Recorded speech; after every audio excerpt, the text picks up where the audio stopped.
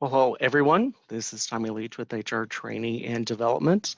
Welcome to our HR Supportive Supervisor series. Today's topic, we've been talking about your mindset matters, kind of what mindset is and how that could impact not only work, could impact family, home life, personal life, really could be applicable in any situation. So before we really get into things, just to think about this on your end, it could be something that you actually write down. It could be something that you just think about. But think about a skill that you want to have, an ability that you want to have, something you want to be able to do, but at this point, you can't. Right? So let's say if my goal, I want to speak French, um, but I can't speak French. I'm not able to speak French. I haven't been able to speak French. You don't have to complete all of those statements that are on the screen now, but think about a skill, something that you want to be able to do, but you can't. So with the topic of mindset, this does come from kind of the definitive source, which is listed or shown on the screen now. Dr. Carol Dweck published this book in 2006, and it really comes from her decades experience in education. She's a psychologist. I believe she is currently now at Stanford. But this is where the mindset talk basically began. Since the publication of this, others have taken it, they've put their spin on things, but Dr. Dweck is the kind of main original source as it relates to the topic. And basically in her research, it was really based on students' observations in the classroom about why it seemed some students were kind of going toward those hard problems, while others may have kind of shirked back a little bit and maybe wanted to stick with what they knew. So that's the basis of the whole mindset piece. With that, we have two mindsets. So the fixed mindset is about believing that your skills, your abilities are something that you're born with, kind of like, your natural talents. So it's about being good. It's about proving those talents and skills, demonstrating that and performing better than others. As it relates to change, some of these fixed mindset individuals may be having some feelings of, well, what if I'm not good? What if other people do it better? Maybe I could make mistakes because it's something new, it's something different. So that could be something that could indicate whether or not you may be in a fixed mindset versus a growth mindset. So with a growth mindset, it's all about improving skills, developing new skills, and performing better than you did before. So you're the marker. You're measuring yourself against yourself, not compared to other folks.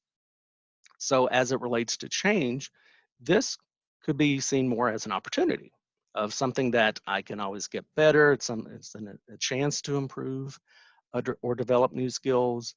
And even with that of, hey, a year ago, I wouldn't have done so well. So as we look at these side by side, you may be thinking to yourself, well, okay, am I on the fixed mindset side of things where we've skills and talents are natural and that's it? Or am I on the growth mindset side of skills and abilities can always improve? While we naturally fall somewhere along the spectrum, we are actually a combination of both fixed and growth mindset. So no one is 100% fixed, no one is 100% growth. It is absolutely situational. So where I may think with my physical abilities, those sporting events is more on the fixed side of the spectrum. At the same time, I could be thinking of, I always like to learn new computer systems, always willing to give that a go. So you can be fixed and growth at the same time, all depends on the situation. Now, we can use this model that's on the screen now as it relates to success and motivation. And Sometimes this helps identify whether we or someone that we know, whether that is coworker, employee, family member, friend, is in that fixed mindset or growth mindset. So if we look at a change that happens, for our fixed mindset individual, they would typically try to avoid the challenge. So kind of stick with what they know, stick with what they did well. That first obstacle, the first kind of setback, they may give up easily and not put in a lot of effort because why bother? Again, I'm born with it, I have the ability, or I don't. Criticism in this instance is feedback. And since criticism was the term used by Dr. Dweck in her setup, I didn't want to change that. But if we think of criticism, again, that's feedback, constructive information. And folks in that fixed mindset situation could potentially ignore that because, again, if it's I don't have the ability to improve on that, why bother listening to what you have to say? And the success of others could actually be a threat to the folks in this fixed mindset. Conversely, with our growth mindset individuals, that challenge would actually be something as an opportunity. Again, it's something that I can learn from. This is a new opportunity. Let me take part in that. That first obstacle, they persist through that because they know effort is the path to mastery. So if I went back to that physical ability part, knowing of going to the gym, trying new things, that's the path to mastery. Feedback in this instance, that person would learn from that. So they would take it, they would process it, they would internalize it, and the success of others could actually be an inspiration. Now, the example that I normally use in our supervision courses when we talk about this is, let's say we have a budding gymnast that as they've been grown, they've been very talented, they have reached a certain level of success. They've heard all of this praise about being a natural athlete and how things come easily to them. But as they age, they go to larger competitions, they don't meet with that same success. So in that instance, that success of others could be a threat to that individual. And we use Simone Biles as the example because, greatest gymnast ever. That person in the fixed mindset could be thinking, well, I'm never going to get to that level, so why even bother? Whereas we have that budding gymnast that has had that success early on, but they've been, going to the gym, they've been trying new approaches. They see Simone Biles as an inspiration, and even if it's I'll never get to that point, but I can still get better, they can take that as an inspiration. Right? They all might also know that Simone, I read, spends like 32 hours in the gym each week. So that's a job. So putting in that effort, trying new things, that can help lead to success and help, expand those natural talents. So how do we change? How do we get folks into that growth mindset, especially at work when things do change? We may not have the option of sticking with what we know based on what's going on now with the COVID response. Sometimes change comes whether we want it or not. So how do we get folks into the growth mindset? We learn, teach, talk about growth mindset. Okay, so it's what we're doing now. It creates the common language, and we know with any type of change, any type of initiative, that common language goes a long way. Also, there's a ton of age-appropriate materials that are out there. So if your clients at the university happen to be younger, there are resources out there. Homeschooling now on the personal side, lots of information that's out there. Khan Academy has a great lesson plan for growth mindset. Of course, YouTube, we can't live without YouTube. Even with the Adventures of Ned the Neuron, some animated things for the younger folks. And I did a program or a presentation for the HDI group last year at their summit.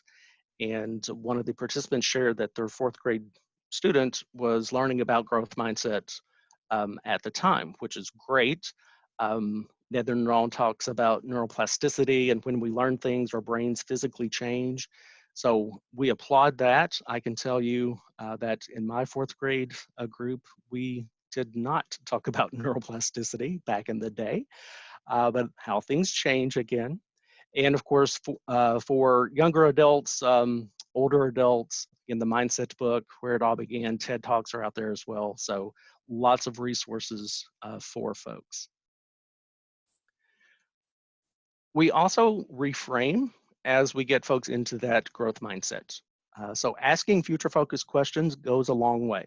So even in work, when we talk about our performance evaluation process, it's talking about the past 12 months, which is important, but we also need to talk about the next 12 months. So talk about the future goals, future ways of doing things. Appropriate praise goes a long way as well. And this, sometimes we have to unlearn to learn new things. And growing up, you may have heard this, you may be doing this with your younger folks, but where we think that, we're doing the good thing of appropriate praise of, you're so smart, you're so talented, you're so natural, you're gifted, we think we're doing a good thing. But when we're doing that type of praise, we could be unintentionally pushing folks into the fixed mindset piece. Because again, if a young person has been told they're so smart, they're so smart, that first test that they kind of flunk or not do so well, they could be saying, well, maybe I'm not so smart. Again, if that natural ability, they lose a match, maybe I don't have that natural talent. So that kind of praise got to go away, but we can build on that. So the praise here, the appropriate praise, comes from praising the work that led to the success, praise the behavior that led to the success, praise the willingness to try a new approach as it leads to success. That's the type of praise that is really recommended with this.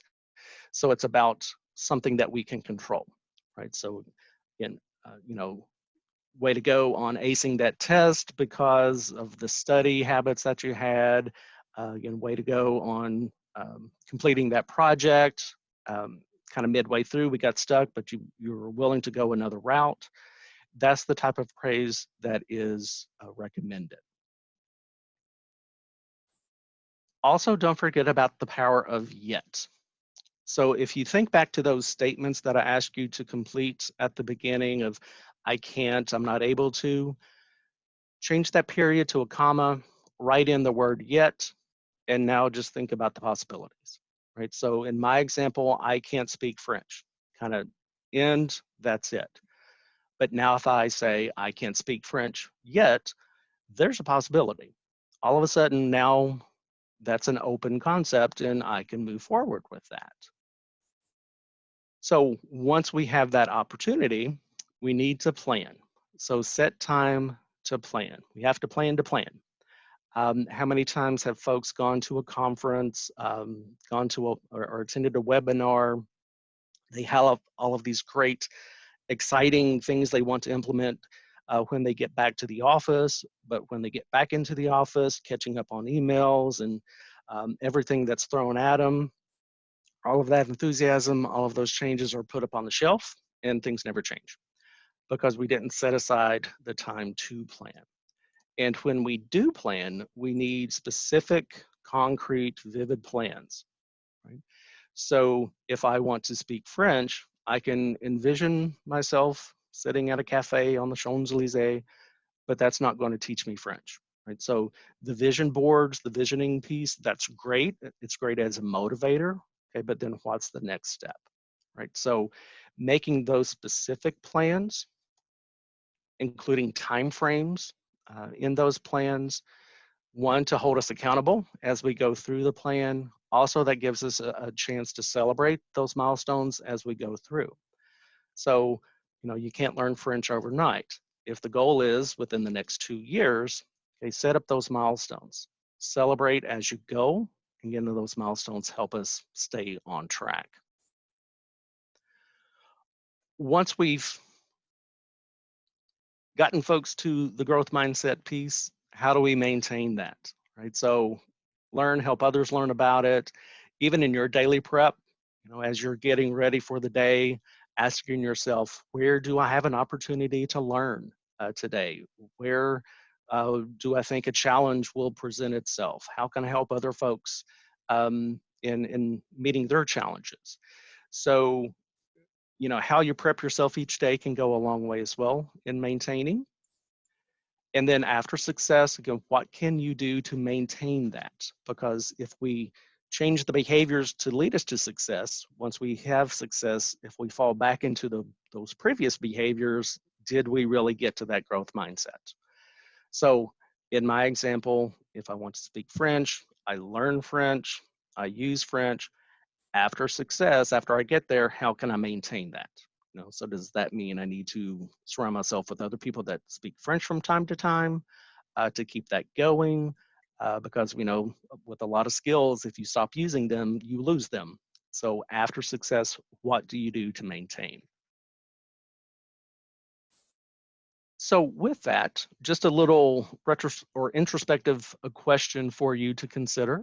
What can you do to commit to growth mindset for yourself, for your family, your clients, your client families, your coworkers, and your organization? So whether that is your department, your division, your college, even the university overall.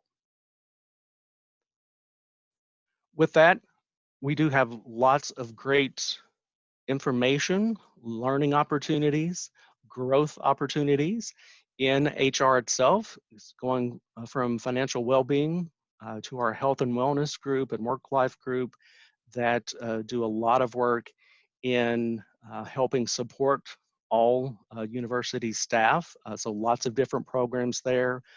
Again, tying into the growth mindset, that's an opportunity to learn something new or to reinforce something that's already out there. With that as well, I'll plug a program with Health and Wellness by Amy Rodquist Cadet. The Tiny Habits program that she has about celebrating those milestones. So there's a lot of tie-in with what we just talked about and all of the support in HR itself, and even with our training and development piece, whether that is class instruction, whether that is virtual or web-based, all for supervision for our new employee orientation, even for professional development and tech training for things with the Microsoft Office suite and Adobe products. So lots of things that you can do to encourage your employees and yourself, hopefully, to embrace that growth mindset piece. So with that, I'm not sure if there are any questions out there, and I don't see any in the chat box. So with that, thank you all very much for your attendance, your attention with this presentation, and have a safe day.